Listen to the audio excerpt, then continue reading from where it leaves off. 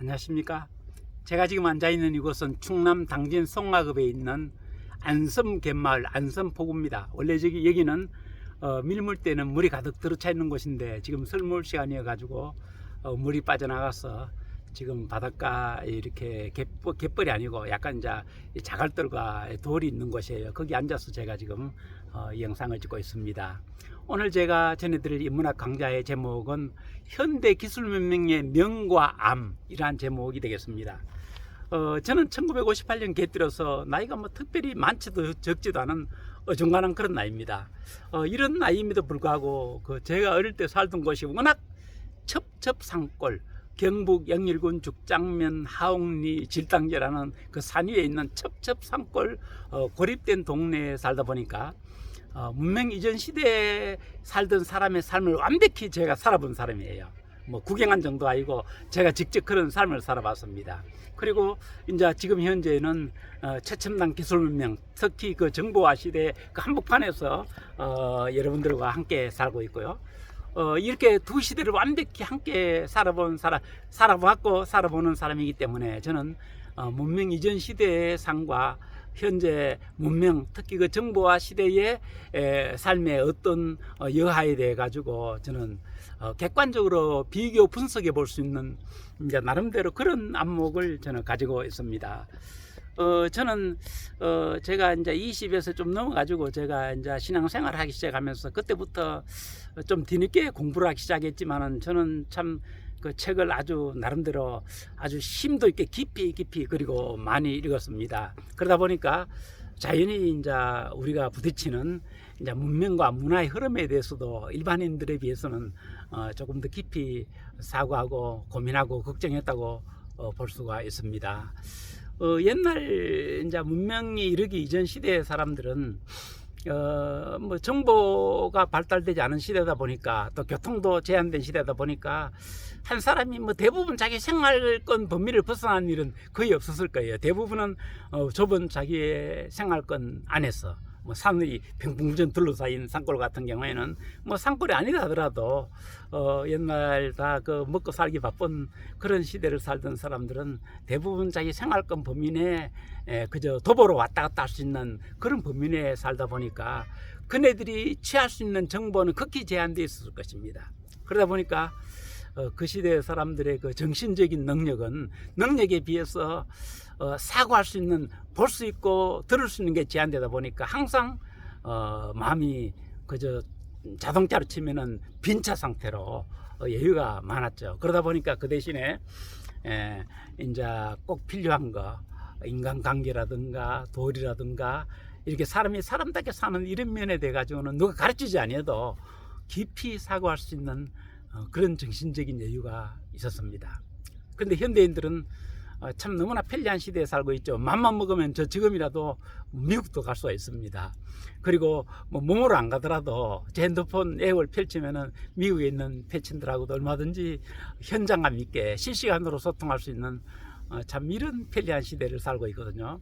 근데 문제는 그러다 보니까 어떤 문제가 있냐면은 제가 1시간만 작정하고 스마트폰을 열면은 그 취할 수 있는 정보가 옛날 문명 이전 시대에 살던 사람들이 일평생 접하는 모든 정보를 합한 양보다 더 많은 정보를 제가 1시간 안에 취할 수 있습니다. 그리고 의도적이 아니더라도 제가 생활 속에 자연스럽게 취하는 보고 듣고 하는 이런 정보들이 옛날 문명 이전 시대 사람들의 일평생의 양을 능가하는 이제 이런 시대를 살고 있습니다. 이게 편리한 면이기도 하지만은 이것이 우리 인간에게 어떤 영향을 끼친 것인가에 대해 저는 나름대로 깊이 생각을 해봤습니다. 우리 사람의 마음은 부득불 한 가지를 하다가 여러 가지를 하게 되면은 마음이 나누게 되어 있고 한 가지에는 깊이 집중할 수 있는데 여러 가지를 하게 되면은 건성건성하게 되는 이런 면이 있습니다. 이러다 보니까 우리가 또 현대 이렇게 급변하는 시대에 발맞춰 살아가야 되잖아요. 그러다 보니까 여기에는 집중하는데 그 대신 반드시 소홀히 하게 되는 부분이 있을 것입니다. 제가 글로도 뭐 그런 부분을 올린 적이 있는데 풍선효과라고 하기도 하죠. 한쪽에 누르면은 다른 한쪽이 이렇게 붉어져 나와 가지고 다른 문제가 야기되는, 저는 이런 문제가 이 현대 문명 시대를 살아가는, 특히 정보화 시대를 살아가는 우리들에게 참 아주 많다고 생각을 합니다. 그게 어떤 문제들일까요? 우리가 이 시대를 발맞춰 살아가야 되기 때문에 이 복잡한 시대를 살면서 많은 정보를 취하면서 또 이 시대에 집중하다 보니까 정작 우리 인간이 정말 인간에게 소중한 거, 도리라든가 인간 관계에서의 소중함이라든가 관계를 위해 가지고 어떤 정말 마음가짐과 자세로 살아가는 이런 부분에 대해 가지고는 소홀히 할 수밖에 없는 이런 시대를 살고 있단 말입니다. 실제로 요즘 보면은 옛날과 다르게 인간 관계가 옛날처럼 고리가 든든하지 못한 것 같아요.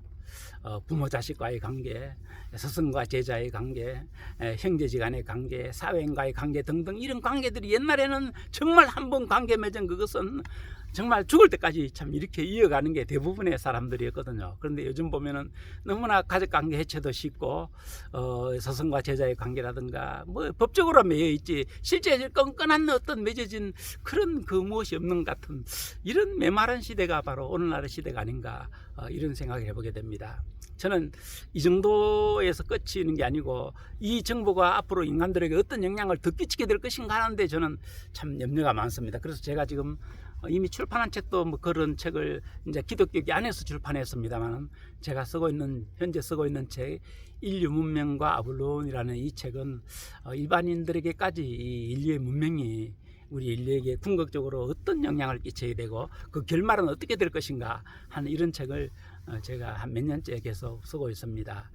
저는 이렇게 생각합니다. 이 문명이 처음 이제 우리 인류에게 막 이제 역사했을 때 참 좋은 역할도 많았죠. 이 질병 문제라든가 여러 가지 많은 인간에게 직면한 문제를 많이 해결해주는 참 그런 뭐 어떤 면에 참 제2의 메시아 같은 그런 역할을 했습니다. 그런데 문제는 그러다 보니까 인류가 이 문명에 지나치게 의존하는 거예요. 이 문명에 관련된 모든 것은 아주 뭐 의심 없이 그대로 받아들이고 올인하다 보니까 인류 문명에 처음에는 인간이 인류 문명과 문화를 발전시켰다면은 지금은 문명과 문화가 인간을 개조시키고 인간을 이끌고 가는 이제 이런 시대가 되어버렸단 말입니다. 그러다 보니까 어떤 현상들이 생겼습니까? 지금 시골 쪽 가보면요, 학교들이 사라지고 제가 다니던 학교가 하국국민학교가 초등학교가 그때 국민학교가 166명으로 제가 1회 졸업생이 됐습니다. 원래는 사람이 작아가지고 분교였는데 상옥 국민학교에 분교였는데 제가 졸업할 때쯤 이제 교장 선생님도 오시고 학생들이 많아져가지고 166명으로 제가 1회 졸업생이 됐습니다. 그런데 얼마 지나지 않아가 그 학교는 폐쇄돼 버렸습니다. 그리고 지금 저 상옥 국민학교까지도 지금 아마 곧 폐쇄된다는 이제 학교가 폐쇄된다는 이런 말을 들어서 중학교도 폐쇄됐고요. 이렇게 급속도로 이제 인구의 솔림 현상도 있지만은 인구가 사실은 급속도로 축소되고 있는 겁니다. 아마 작년인가 우리나라 인구가 이제 출산율이 이 남녀가 결혼해 가지고 평생 동안 낳을 수 있는 아기의 숫자가 작년 같은 경우에 0.78명. 둘이서 2명 낳아도 줄어들거든요. 왜냐하면 중간에 사고라든가 등등등 여러 가지 일로 인해. 그런데 둘이서 0.78명 난다면 이거는 뭐 급속도로 인구가 그야말로 참 절벽에 떨어진 듯한 감소되는 효과가 있을 것입니다. 그런데 문제는 이게 여기서 끝나지 않죠. 이게 추세란 말이에요. 이렇게 갑자기 인구가 줄어드는 게 이게 추세이기 때문에 이게 나중에 어디까지 떨어질지 모릅니다. 어떤 의미에는 정말 자녀를 낳는 사람이 거의 구행하기 어려울 정도로 이제 이런 시대가 곧 다가온단 말입니다. 옛날에는 양자를 두어서라도 대를 이어간다는 이게 미래지향적인 옛날 사람의 사고방식이고 이게 정상적인 거거든요. 그 어려운 가운데서도 미래 세상을 위한 그런 계획이 그 시대 사람들은 문명 이전 시대 사람이 있었단 말입니다. 그런데 인간을 계몽하는 현대 문명 시대를 살아가는 사람들은 세상에 이렇게 자기 이외의 미래 세상에 대해서는 전혀 생각조차 하지 않는 겁니다. 이거는 뭔가 이 문명시대를 살아가는 우리 인간의 생명 자체가 개조돼 버린 거예요. 이게 왜 이렇게 됐겠습니까? 예, 우리 인간이 지나치게 능력이 벗어날 정도로 많은 정보에 취하고 그런 정보들도 유해한 정보가 많죠. 그런 정보들을 보고 듣고 생각하고 하다 보니까 우리 자신들도 모르는 사이에 우리 인간의 본성이 개조돼 버린 것입니다. 이 개조가 어디까지 될지 저는 그것이 두려운 것입니다. 요즘 보면은 사회적으로 아주 극히 정말 비정상적인 사이코패스라든가 참 여러 가지 그 비정상적인 정신세계 가진 분들이 사고를 많이 치잖아요.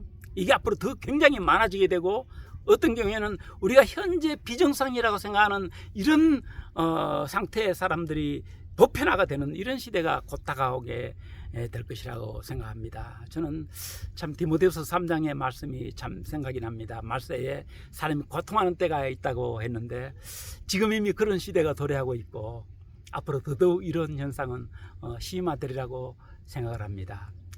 우리가 지금까지는 정말 문명하게 되면 그냥 좋은 것이니 하고 따라왔습니다. 따라오다 보니까 이런 현상이 생겼거든요.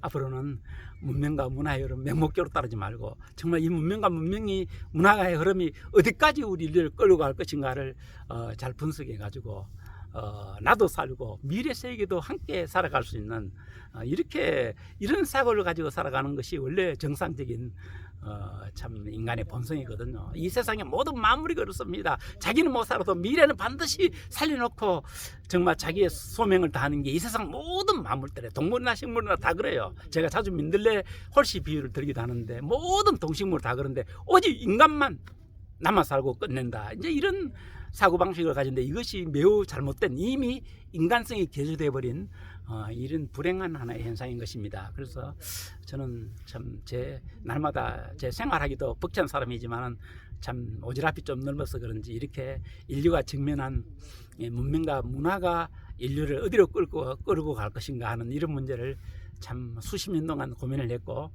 제가 먼저 썼던 책 현대 문명과 비상한 파괴자라는 책은 기독교 안에서 이런 문제를 다룬 책이고 현재 제가 쓰고 있는 책은 인류 문명과 아블론이라는 이 책은 이제 기독교 신앙을 안 가진 분들이라도 인간의 문명과 문화가 이런 문제점이 있구나 하는 이런 것을 납득하실 수 있도록 나름대로 이제 써가고 있는 중에 있습니다.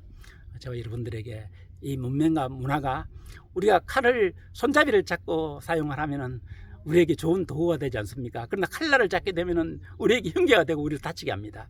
저는 이 문명과 문화도 칼잡이를 잡듯이 정상적으로 우리가 잘 운용을 하게 될 적에 우리에게 굉장히 유익할 수 있죠. 편리하고. 그런데 이 문명과 문화를 잘못 따라가게 될 적에 마치 칼날을 잡은 손으로 진 사람처럼 해로울 수가 있는 것입니다. 부디 저와 여러분들에게 칼잡이를 잡고 유리한 도구가 될 수 있는 것처럼 이 문명과 문화의 흐름도 우리가 통제를 해서 우리 인류에게 유익하고 미래 세대까지 유익한 이런 방향으로 우리가 문명과 문화의 주도 우리가 운용하는 그러한 저와 여러분들이 되었으면 좋겠습니다.